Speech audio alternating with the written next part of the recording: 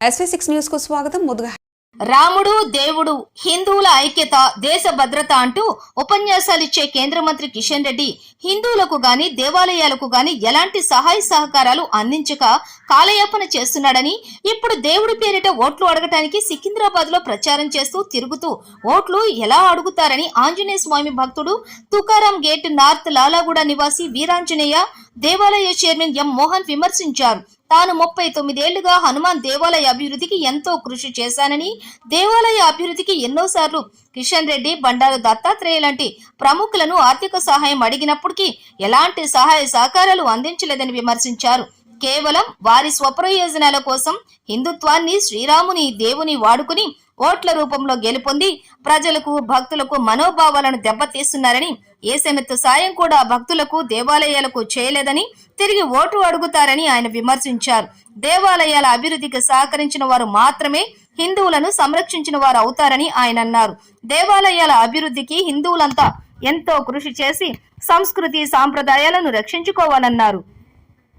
మున్ముందు భారత ప్రధానిగా రాహుల్ గాంధీ అవుతారని, అదేవిధంగా రేవంత్ రెడ్డి కూడా దేశంలోని ప్రముఖ వ్యక్తిగా ఎదుగుతారని ఆయన జోస్యం చెప్పారు.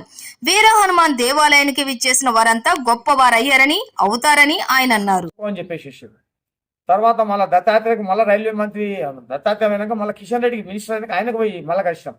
కలిసి అయ్యా సమస్య పరిష్కారం చేశారు దయచేసి అంటే, ఇది ఫస్ట్ పిసిసి ప్రెసిడెంట్ ఉండే ఆయన, దేనికి బీజేపీ ప్రెసిడెంట్ అయిపోయినాక ఎలక్షన్లు జీతినాక మినిస్టర్ అయింది. మినిస్టర్ దగ్గర పోయి వచ్చినాం. ఓ బొక్క ఇచ్చేసి కలిసి చెప్తే ఏం కాదమ్మా, ఏం చేయలేము మనము అని చెప్పేసిండు. వచ్చేసినాడు. వచ్చేసి హనుమంతుని దయతో ఆయనను పట్టుకొని నన్ను పట్టుకొని అక్కడికి వెళ్ళి ఇక్కడికి వెళ్ళి ఈ దాకా వచ్చి ఇట్లా చేసేసినాము. ఇప్పుడు హనుమంతుని దయతో గుడి ఈ స్టేజ్లో వచ్చింది. మళ్ళీ ఇప్పుడు ఆయన సికింద్రాబాద్లో ఎలక్షన్లో తిరుగుతున్నాడు కిషన్ రెడ్డి గారు. నేను ఆయన చూసి నవ్వాలన్నా ఏడవాలన్నా నాకు అర్థమవుతలేదు. ఆయన మంత్రి, నేను ఒక చిన్న భక్తుని. ఆయన కళ్ళు ఎర్రగా చేస్తే ఎక్కడో ఉరికిపోతా, కానీ నేను హనుమాన్ భక్తుని. మళ్ళీ ఆయన ఓటు కావాలని అడుగుతున్నాడు. ఎవరు వేస్తారు ఓట్లు ఆయనకు? ఆడ హైదరాబాద్లో మునిగిపోయినప్పుడు మొత్తము పుండ్లన్నీ ఉడుతున్నాయి. మున్సిపల్ వాళ్ళు ఈయన మంత్రి ఉంటే రాలేంబడి. మున్సిపల్ మంత్రి కేటీఆర్, ఈయననేమో టూరిజం మంత్రి మొత్తం ఇండియా రానేలేదు ఎవరు. నేను మున్సిపల్ మంత్రి, నేను వస్తే టూరిజం మంత్రిని వస్తే ఎవరు రాలేదు, నేను ధర్నా చేస్తా అంటున్నాను. మళ్ళీ ఇప్పుడు ఏ ముఖం పెట్టుకొని నువ్వు మళ్ళీ ఎంపీ అయితే నాకు చెప్ప అర్థం. ఒక్కసారి గుడికి వస్తే రోడ్లు గిడ్లన్నీ క్లియర్ అయితే మంచిగా అవుతుందని నేను పోయి రిక్వెస్ట్ పత్రిక చెప్తే రాలేదు. రాబోయే దినాలలో నేను హనుమాన్ భక్తుని, అమ్మవారి భక్తుని. నా పేరు మోహను, నాకు ఏజ్ 59 ఏజ్ నాది. నేను 64లో పుట్టిన హనుమాన్ భక్తుని. 39 ఏళ్ళకి హనుమంతుని పూజ చేస్తున్నా. రాహుల్ గాంధీకి మంచిగా అవుతుంది. ఎవరినో తక్కువేసి కిందేసి మీదేసి మాట్లాడాడు కాదు. రాహుల్ గాంధీతో నేను పదవి తీసుకోవాలని ఆలోచనతో చెప్తాను. రాహుల్ గాంధీ జీతినాక ఈ లాలగూడ వీర హనుమాన్ గుడికి రావాలి. అమెరికా ప్రెసిడెంట్ వచ్చిపోతా అన్నాడు. జయలలిత జీతింది, రాజశేఖర రెడ్డి 2 సార్లు జీతిండు, మన్మోహన్ సింగ్ మన ప్రధానమంత్రి 2 సార్లు జీతిండిడ, మన ఎవరు జగన్మోహన్ రెడ్డి జీతిండు ఈ గుడికి దర్శనం చేసుకుంటూ వచ్చి జగన్మోహన్ రెడ్డి జీతిండు. ఇప్పుడు రాబోయే దినాలలో Revanth Reddy 20,000-25,000 voltage current power ఉంది ఆయనకు. సెప్టెంబర్ 23 నుంచి ఆయన టైం చేంజ్ అయిపోయింది. ఆయన ఇక్కడ ఎట్లెట్లా పూజలు అయినా డైలీ మొక్తా. ఆయన కోసం నేను రేవంత్ రెడ్డి కోసం డైలీ మొక్తా.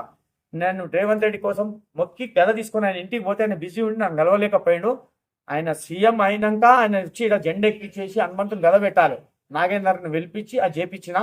రాబోయే దినాలలో సెంట్రల్లో స్టేట్లో రేవంత్ రెడ్డి అంటే ఏంది 3,000 వోల్టేజ్ కరెంట్ పవర్ ఉంటుంది ఆయన ఏంది నాకు తెలుసు, కానీ అవన్నీ నేను ఆయనకు చెవులో చెప్పగలుగుతా, ఫుల్లా చెప్పలేను. రాబోయే దినాల కాంగ్రెస్కు మంచి దినాలు ఉంటాయి. 9 నుంచి 11 వరకు కాంగ్రెస్ సీట్లు వస్తాయి. పబ్లిక్ అంతా భయం పడుతున్నారు వేరే కాస్ట్ వాళ్ళు బీజేపీకి ఓట్లు వేయాలంటే. ఎందుకంటే కిషన్ రెడ్డి ఏం చేయలే, మళ్ళీ ఏం చేస్తాడు? ఇప్పుడు ఏం చేస్తాడు ఆయన? అందుకోసం కొత్త ముఖాలు కావాలి, కొత్త వాళ్ళు కావాలని అడుగుతున్నారు. అది దైవ నిర్ణయమే సమాప్తం. దానికన్నా మించి మనం ఏం చేయలేం.